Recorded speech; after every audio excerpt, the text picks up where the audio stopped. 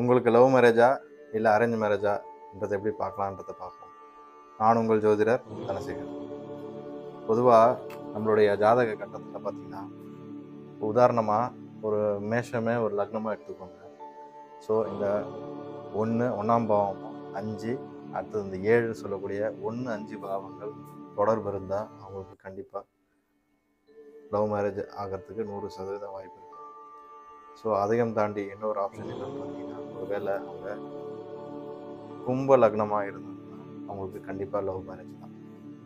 இல்லை இந்த 1, 5 தொடர்பு இருக்குது, 7 தொடர்பு இல்லைன்னா கண்டிப்பாக லவ் நிறைய பண்ணியிருப்பாங்க, பிரேக்கப் ஆகும். கடைசியில் பார்த்தீங்கன்னா வீட்டில் பார்த்த பையனை பொண்ணுங்களாக இருப்பாங்க. இதுதான் நடந்திருக்கும் பல பேருக்கும். ஸோ லவ் சக்ஸஸ் ஆகணும்னா, அதை திருமணத்தில் முடியணும்னா இந்த தொடர்புகள், கிரகங்களுடைய இந்த தொடர்புகள் இருந்தால் தான் இந்த லவ் மேரேஜ் கல்யாணத்தில் போய் முடியும். நான் உங்கள் ஜோதிடர் தனசேகர்.